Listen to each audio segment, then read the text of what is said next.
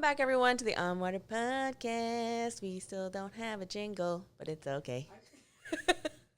You say that every week. I know. I think it's a podcast, but I'm like, this is so silly. We need something more serious. So okay, let me just start off the pod with some I'm gonna be like Pastor Billy, our senior pastor, where I'm gonna just start off with the announcement, get them out of the way. Um, First things first. We need an editor because I can't do this anymore. This is a cry for help. We need an editor who can do both short form, but mostly short form. A lot of the actual pod, I don't edit anything most of the time. But yeah, like short form content, I have been doing it since for the past year, since the beginning of the pod. And one, I don't think I'm the best at it. I don't think thank you. Jaymie says I'm good, but I think it takes away a lot of the creative, I do a lot of my creative stuff in this space as we film the pod, but yeah, we just need someone to make short form content, and I will pay you. So if you need monies and you have that ability, please send us an email. Emails on our Instagram bio, but also if if you feel like you have some time throughout the month, if we also need someone administratively, whichever one comes first. If you have, I think maybe even 5 hours a week and you can spare that, please let me know because it's so beautiful. It's so wonderful. So this is kind of this is not the topic of the podcast. Today is actually a Q&A pod. So just bear with me for 5 minutes before I get into the whole, everything with the pod, but we are growing as a podcast a lot. And it is such a blessing to me. And I'm so grateful. And I'm realizing very quickly how I can't be the jack of all trades in this. I can't be filming this and also thinking of content, but also thinking about how the pod's going to move forward, how On Water is going to move forward, while also doing speaking stuff, but also all of these different things I can't do. And it's actually more wise for me as a leader to delegate and to give some of the, I guess, responsibilities that I have and share it with people. And I got some very wise words from a very wise man that I know.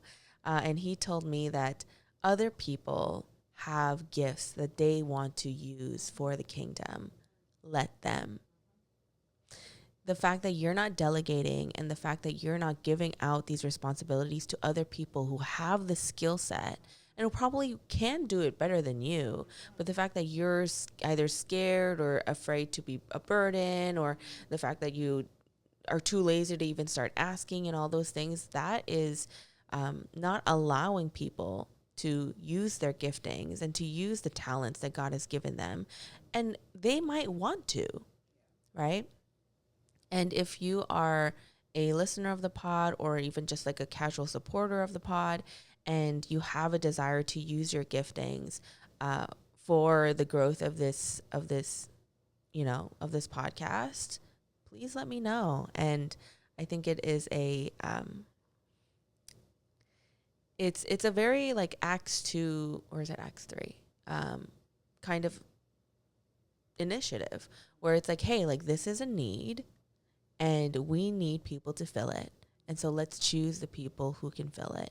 And that's kind of what I'm doing now. So I'm recognizing my inabilities to do a lot of things when it comes to this pod, because there's so many more things that we're trying to do with the podcast. And I know a lot of the times the only thing that I've really given you guys is the pod, is this. And I want to be able to interact with you more. And I say this all the time, but I just haven't done anything. And it is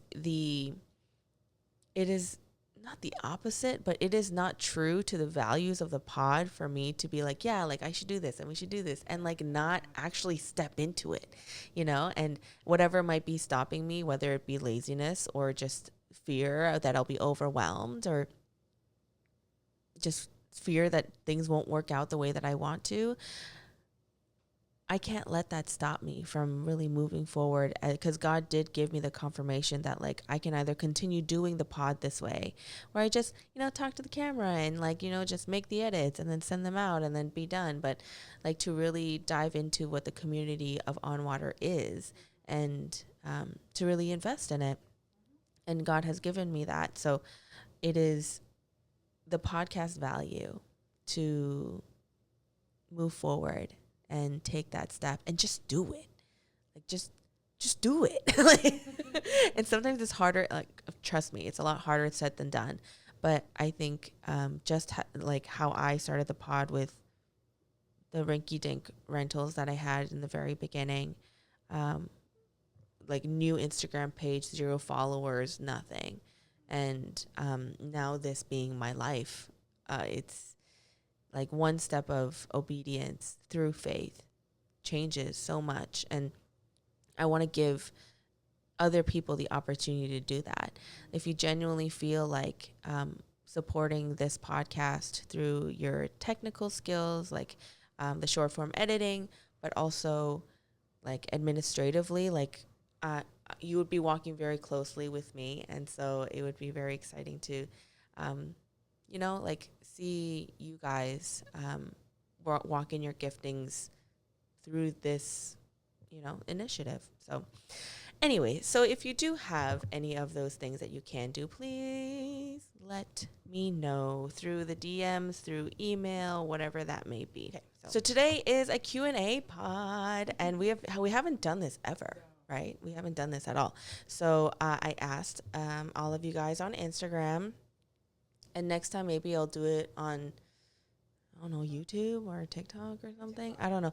Instagram is just like the easiest thing for me to use. Like I said, if one of you guys are administratively talented and know how to figure that out through TikTok or through YouTube, please let me know. But we asked you guys to bring up some questions, something like, and I never really wanted to focus it, but just something that has been on your heart that we can chit chat about, and we can bring to the surface. And you guys really brought it. Some of you guys sent me some long DMs with some stories, with some, more in-depth questions, and a lot of you guys sent responses on the Instagram story. And so let's just go through them. I would love to go through them. I personally have not gone through them yet, which is probably a bad idea. But you know what? We're going to just go for it. We're just going to go for it. Okay, let's go for the first one. It says, oh, wow. The first thing is no question. I just love your podcast. So that was sweet. Thank you so much, Abigail. The second one is, how did you feel starting a podcast? This is, yeah. This is a hard one to answer. Because how did I feel starting a podcast? I think it felt really big. I think when I first was thinking about starting the pod and thinking of everything that needed to be done for it to come to life, I was overwhelmed. And that's why it took me so long to actually even start it. Because I was like, this is too big. This is too big for me. This is too big for me to do. And I don't think it'll measure to anything. I don't think it'll be anything. And so that's how it felt before I even started. And I think I may have shared this story before, but I'll share it again. Where I think it was in the beginning of the year last year, where I was like, oh, okay, like the idea of the podcast is continually coming back to me, and it's continually something that God is putting on my heart, and I just don't understand why. But it just kept coming up, and then when I brought it up to my friend Gabby, she was like, you're late. You should have been having a podcast already. What are you doing? And I love that about her because she holds me accountable for the things that I say. If I say God's calling me to start a podcast, she's like, okay, then hello, let's go. And I love that about her because it really did push me. And you know what I did? I said before the end of July, I'm going to give myself a couple of months. I have to at least just start record something, and then just start it in July. And that's my deadline. That's like the personal deadline that I've given myself. And within that time span, I met Jaymie, and she was like, I'll help you in whatever way. And then I was like, okay, well, I'm going to start filming in July if you want to join me. And then she joined me. And then now, like, and it was only like 5 or so episodes later, that's when we started to build a lot of traction with the pod. And so, like, genuinely, if you ask me how I felt starting a podcast, I couldn't feel. I shouldn't have felt. It is because I felt, it is because I kept thinking about how I feel that kept stopping me from moving forward. When it is when I started to be like, okay, I don't care how I feel about it. I'm just going to do it. I'm just going to obey. And my feelings are going to go in the back burner. And if I do feel certain things, I'll give it up to God, but that's not going to stop me from moving forward. And that's the only way that I actually started it. And so I felt all of those things, but it didn't stop me from actually stepping out and doing the thing, you know? And I hope that answers your question. But yeah, so the next question is growing or she said, or like growing or building faith in order to get closer to God. That's a big question. Growing / building faith in order to get closer to God. Like growing your faith, I think, and like building your faith in order to get closer to God. I think one doesn't have to come before the other. I don't think you don't have to build faith and grow faith and then that will bring you closer to God. As you go closer with God, your faith grows. And because you start to see who he is and you start to see his character. And so if you want to grow your faith in order to be closer to God, I think you have to flip that idea around where it's like, how can I be closer to God so that I can grow in faith? You know, because I think you can't put your faith in something that you don't know, right? It's like putting your cards, putting all your money on a card that you don't even know will give you anything. It's like that's just like a stupid investment. But I think you'll actually start to have faith and trust in something once you understand how reliable it is. And it's the same thing with our relationship with God, where it's the more I get to know who Jesus is and the more I know that he loves me and I know more that I understand and get the revelation of what his death and resurrection has done, the more that I see him changing my life, the more I see him changing other people's lives and seeing how intimately involved he wants to be in mine and him showing his character to you on the day to day. How can you not?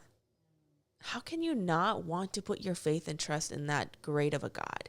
And I think so. Like, take your perspective and flip it on the opposite way, because everything grows and everything builds when you actively pursue relationship with the Lord. So that growth of faith that you're wanting, it just means you have to first step into seeking God and trying to know more of who he is, either through scripture, through prayer, through fellowship, through anything. He is accessible. He will show you. Just pray and be like, God, show me more of you. Draw me closer to you. And he will. He'll open those doors. He'll open your eyes to see. And so, pursue God. That's my answer. The next question is how to find joy and contentment in a waiting season. How to find joy and contentment in a waiting season.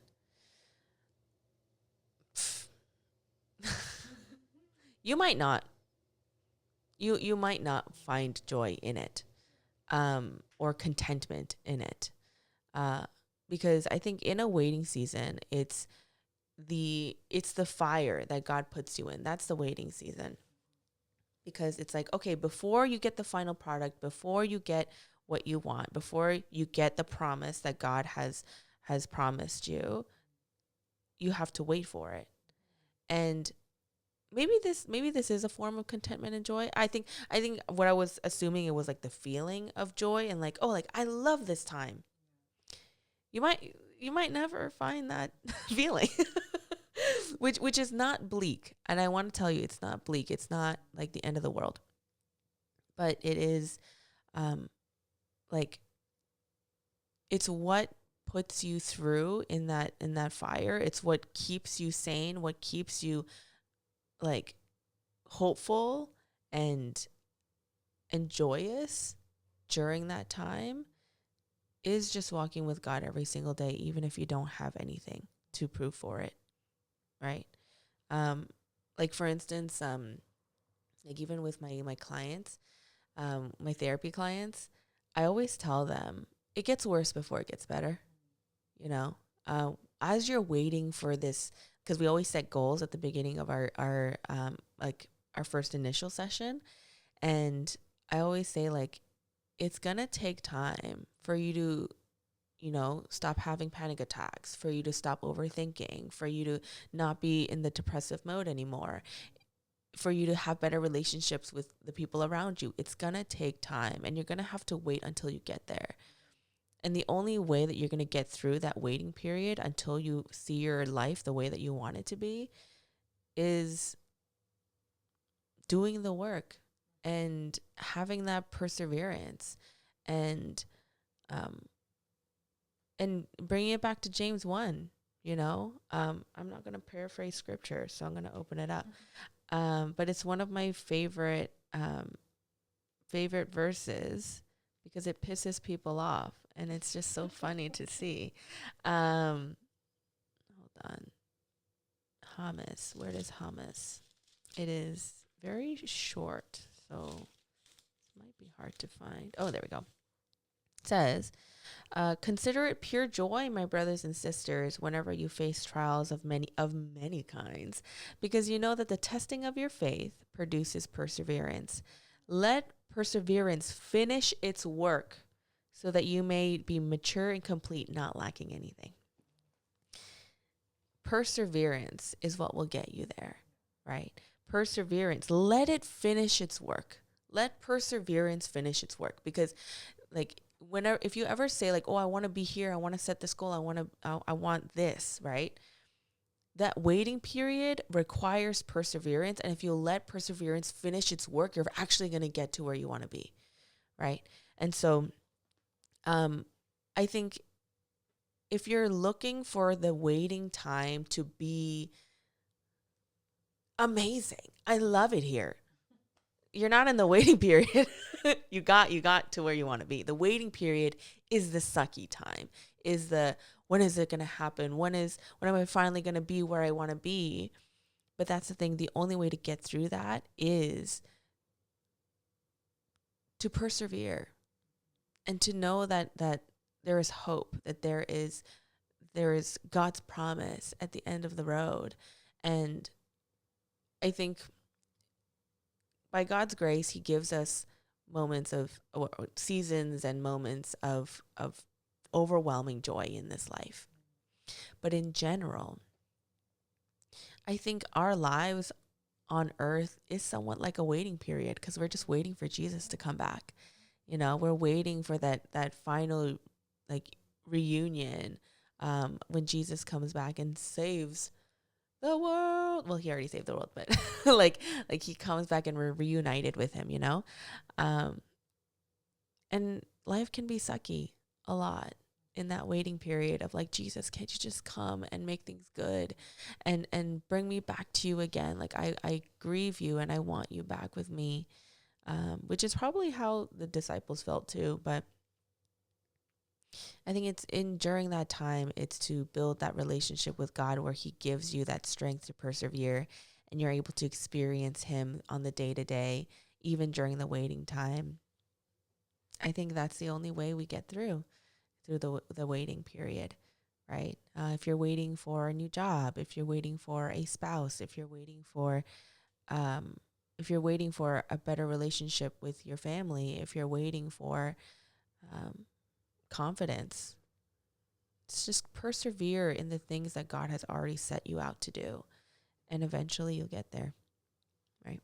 So yeah, hope that helps. Hope that was helpful. Me, I'm like, you won't. I don't want that to be discouraging. You know what I mean? Yeah. I hope you understood what I said. But um, the next question is how to create a healthy relationship with food and our bodies as godly women. Interesting. I don't know. I'm gonna be very honest with you. I don't know because I I don't have a good relationship with food, and my body.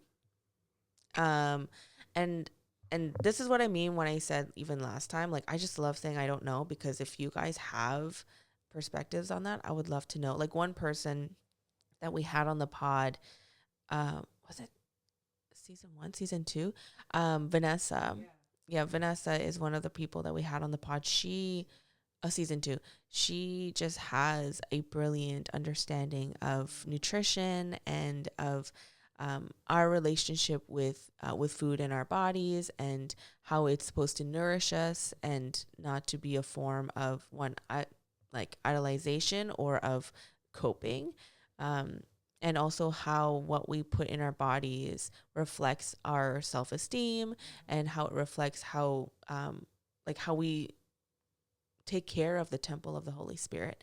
And so she is definitely one person that can really help with that. If you go back to season 2, our conversation with Vanessa, all her information is there. And so you can maybe reach out to her, because I genuinely don't know the answer to that. But I think the only glimpse of knowledge and wisdom that I can give on this question is um, mindfulness. uh, I think the fact that, like, if you're asking the question of how to create a healthy relationship with food and your body, um, this is just my therapeutic skill coming out, but be mindful of what you actually do think and feel about food and about your relationship with your body. How do you feel in the flesh sack that has been given to us with our organs? Because honestly, sometimes, like, that's just how I see it. It's just like a sack of flesh that still does so much for you on the day to day. Like, your body's constantly working. Your heart doesn't stop beating until you die, until you stop. Like, it's literally pumping and moving and working for you constantly. Your brain is constantly moving, working, and functioning for you. And how amazing is that? Um, that God created our bodies to function so well, and to work for us so that we can, um, do things and be alive. But yeah, and that's also a blessing, people with illnesses and people with like chronic pain and things like that, they struggle. And um, and yeah, I think it's like, even if that is the case for you with your body, I think it's being mindful of how you feel, um, how you relate to your body, but also, like you said, how you relate to food. Because the one thing that I always ask in therapy is, okay, then what is your relationship with that thing that you're having issues with? Like, what is your history with that? Like, when you were growing up, like, how did you interact with food? Was it like you have to eat every single, grain of rice on your plate? Or like, if you kind of started to finish your food, they would put more on? Or it's like, oh, you're not allowed to eat like this amount of calories. Like, what is your history and your relationship with food and with exercise and with your body? Well, how have you been taught to speak about your body? and reflect on those things. I think it starts there. I don't really know how to fix it beyond that point, but that's the only thing that I can say is the beginning of like figuring that out. Okie dokie. All right. Next question is. Oh my gosh, I need water. I've been yapping for so long. Yeah. Okay. Alrighty. The next question that we have is how to have unwavering faith when praying, specifically when praying. Interesting. Unwavering faith when praying. Unwavering faith when praying. That's an interesting question to ask. Because I'm just trying to conceptualize this question of like, oh, like when I'm praying, like I don't want to have doubts of what God can and can't do, things like that, right? That's how I'm understanding the question. But I think it's so strange when we assume that we need to have this perfect faith before we step out into prayer. That, oh, like I need to like not doubt and like be like completely, full of faith that God will do miracles and do amazing things, and only in that state, and I need to reach that state. I think submit that doubt to God. If you're feeling like, oh, like I don't think, like, oh, like what if, submit that to God. I think just submit everything. Like if you don't feel like you can pray that prayer with full faith and with full like authority, give that up to God. Be like, God, I don't know if you're going to do this. I don't have the faith to believe that you're going to fulfill your promise this year. Help me with this faith. Help me believe more that you're capable of doing this. So yeah, I think it's giving it up to God. And the second thing I would recommend is bun the enemy. Genuinely, a lot of times when we're praying and then suddenly the thought of like, oh, but what if he doesn't do it? It's the enemy trying to capture your thoughts and infiltrate in that prayer and be like, bun you, enemy. I'm going to pray this with authority. I'm going to pray this with faith. Even if it doesn't feel like it, say the words. There is so much power in just saying the words, being like, God, I know that you will fulfill this promise. I know you are a God of promises. I know that you are a God who heals. I know you are a God who is a comforter. I know you are a God who unifies families. I know you are a God who blank, blank, blank, blank, blank. And declare the truth, right? Which is within God's character, which you can experience through the word, but also experience as you step out into faith in your day to day. And declare it and say it out loud and rebuke the enemy. And I think a lot of the times we're just waiting for us to feel 100% like unwavering. But that comes with just shutting up the words that are not true. And I think like there's so much power in what we speak, because that's literally how God created everything, is through word. And that is why when we declare things, when we speak things, and when we speak truth, that edifies our soul, that edifies our spirit. And so when you're praying over people, when you're praying over your own life, when you're praying over your career, when you're praying over your relationship, when you're praying over your family, and when you're praying over your church, when you're praying over your country, when you're praying over all of these things, declare that ish. Declare it. Don't be like, no. We're going to declare that, because that's the thing. Our words hold power. They hold power because we're made in the image of God. And so don't give Mickey Mouse prayers, as Pastor Billy would say, but speak with authority, because you have the Holy Spirit living in you, and the Holy Spirit is giving you the authority to speak that truth, right? And if you feel like either your flesh or the enemy's words are stopping you, or it's causing you to doubt the words that you're speaking, rebuke that, right? And just say it with authority because you have it already, right? But yeah, that is my contribution to that question. Well, okay, let's move on to the next question. You know what? Maybe we'll do like two more and then we'll wrap up. We have a lot more questions and I'm so sorry. You know what? I'm going to go through one of the DM ones. Because if we do two more, we'll do one with the DM, which is a little bit longer, and then we'll do another shorter one from the story. But okay, so this is from, hold on, let me just make sure. Okay, yeah, she doesn't say anything about being anonymous. So this is Grace. So this is what Grace sent in. She said, I've been attending a mega church for some time now. Mega church. Interesting phrasing.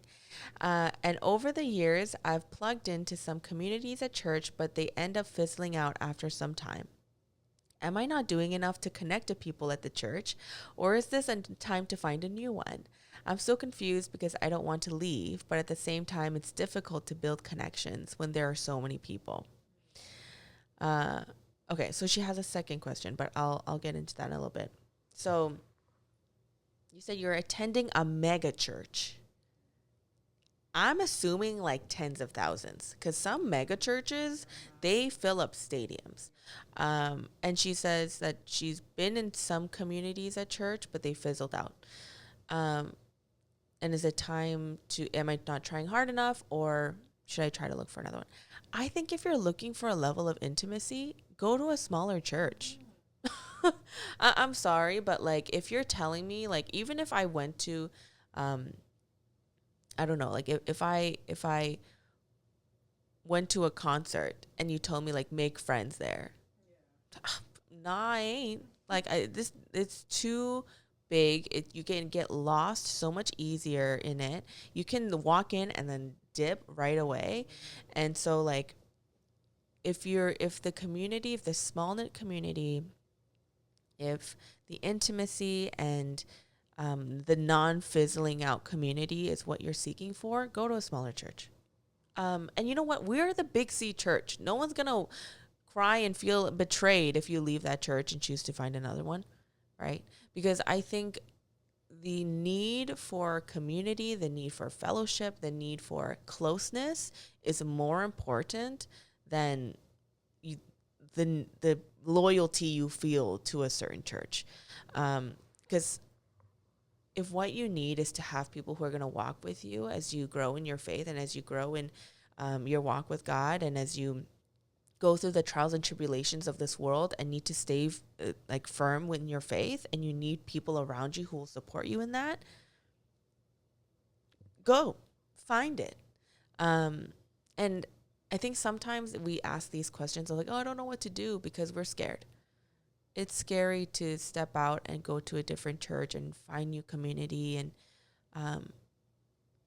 try to navigate a new space again, and also finding a church that matches with you theologically, but also is in a close enough distance from you, that has a culture that you can get along with.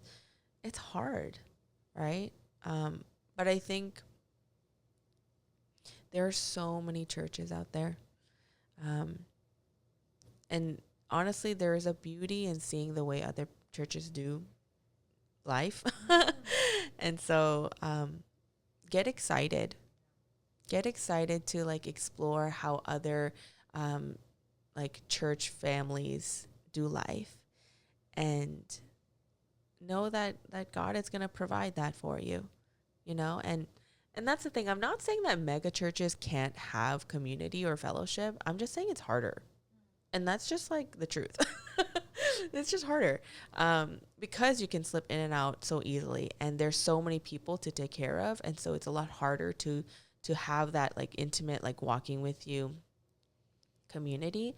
But I know that there are people in bigger churches, like my church, Queensway, is not small. Like we have a pretty big church, but I've built depth with certain people to know that I'm still a community with you, even if I don't attend this church, right? Even if I am not going to the same church as you, like we still have a relationship outside of this.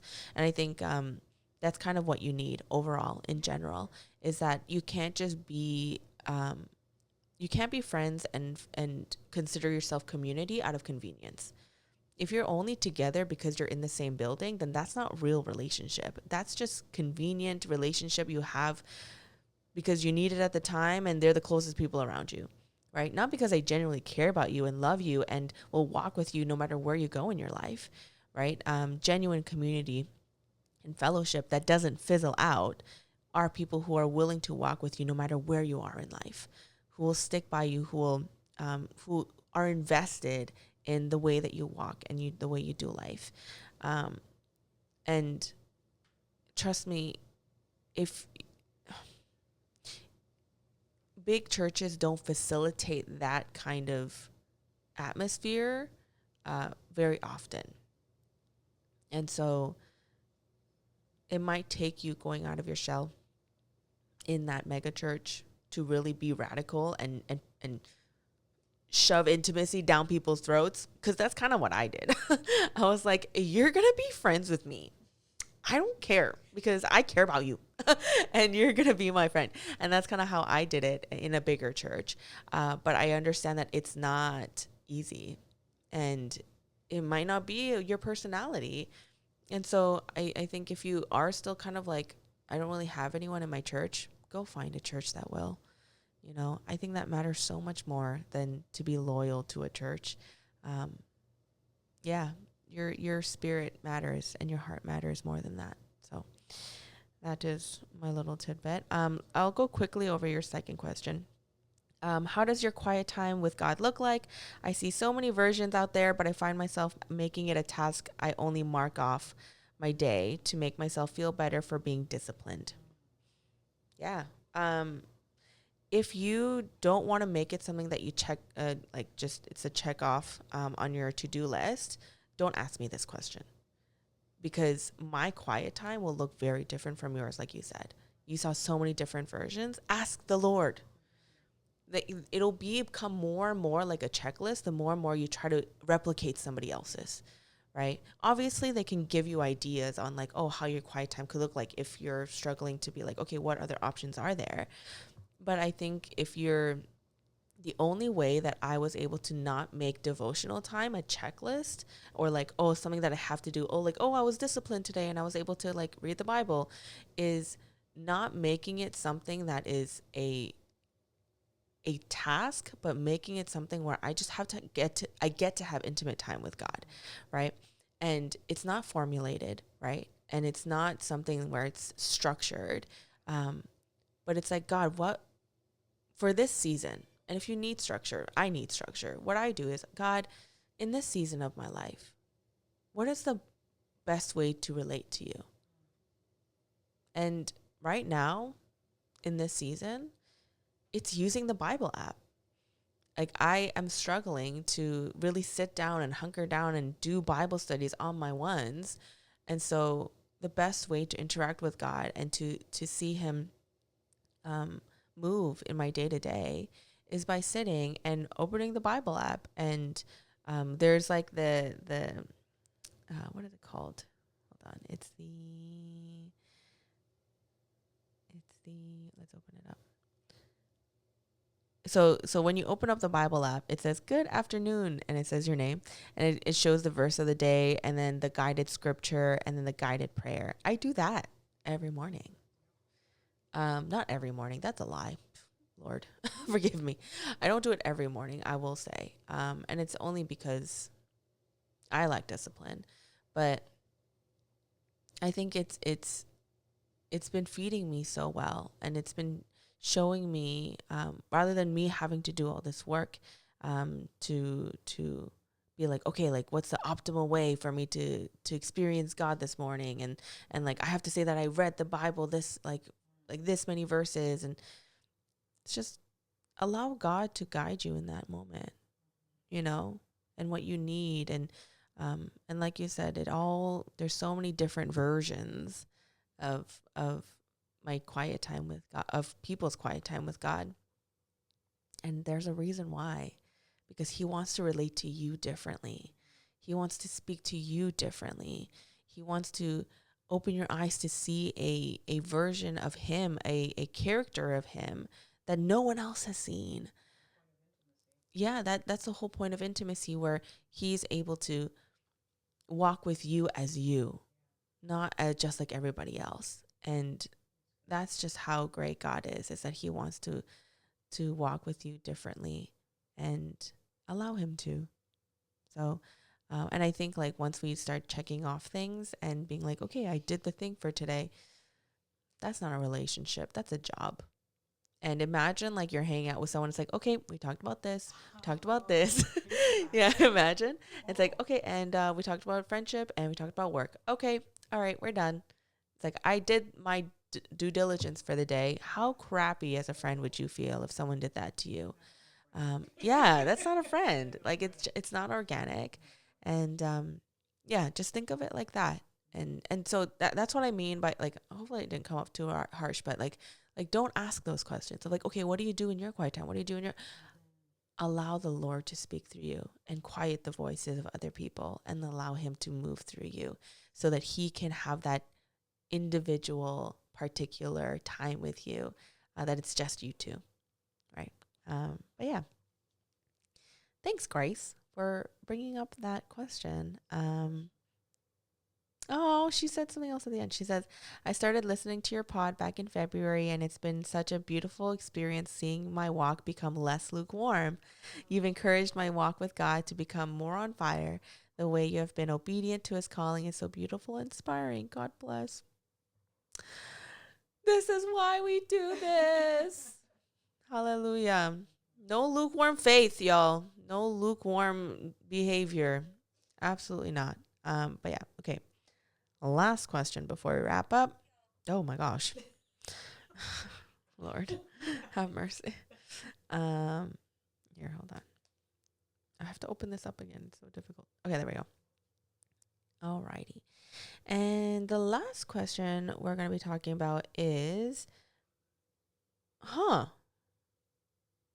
we actually do have a relationship question. Oh, okay. Okay, this is the last one, but there's so many more that I would love to talk about, but in a little bit. Maybe in a future Q&A we'll talk about these. But the last question is how to not be afraid of dating, relationships, marriage. How to not be afraid of them. Ooh, jump scare. Spooky. Dating, relationships, and marriage. How spooky. To be afraid of them. I think the main element of dating, relationships, and marriage is vulnerability and intimacy. Without those two, you don't have any of those things.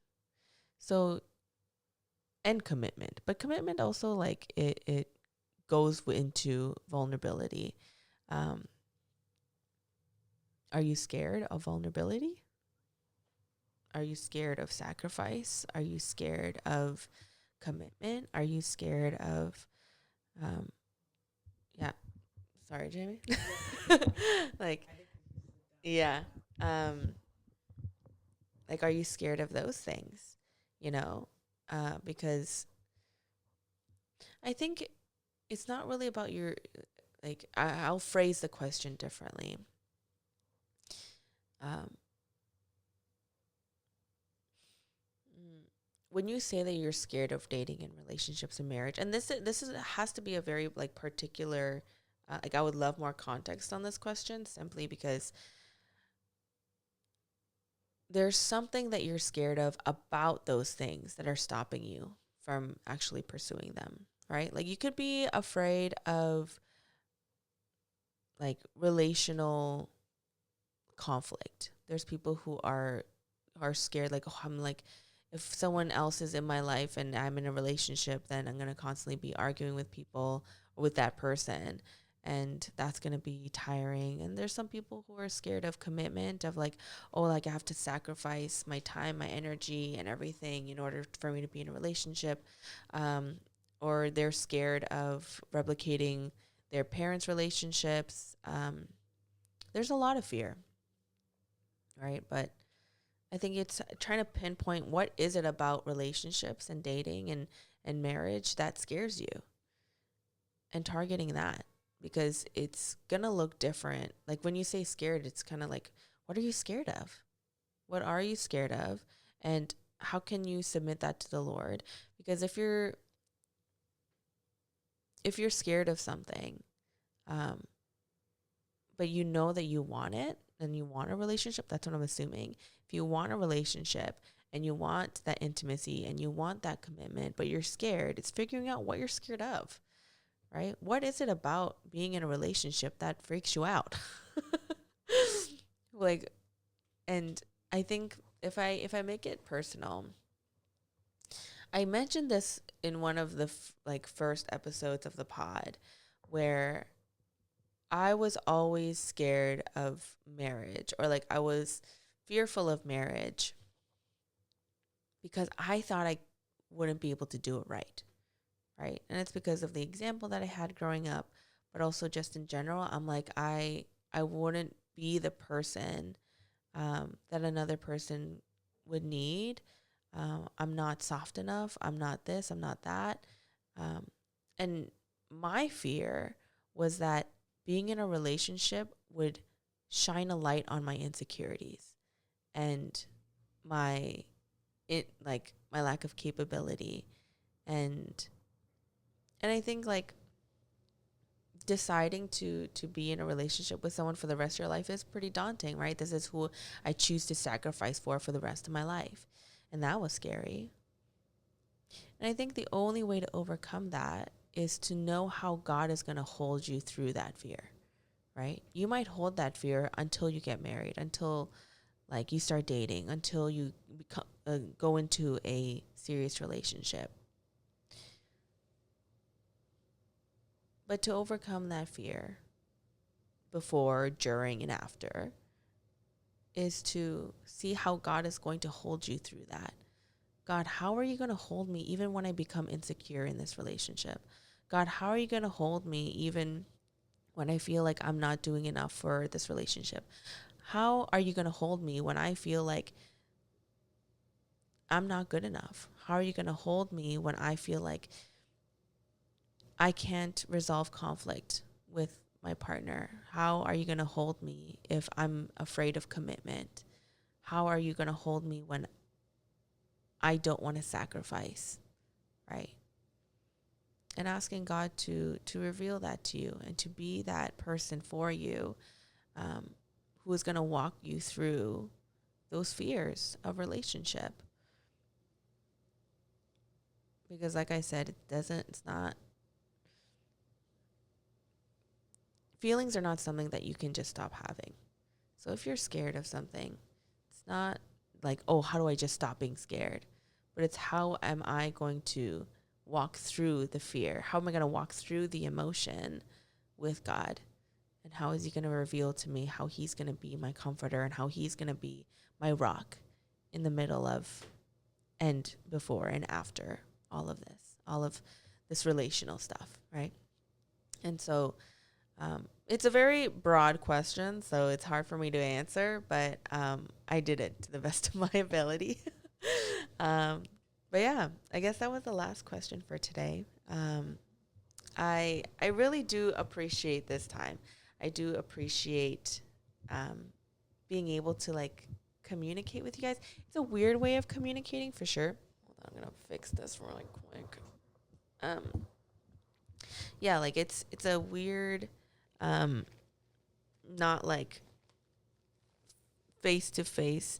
It's not a really face to face way to like communicate, which eventually I really hope that we do get the chance to do that.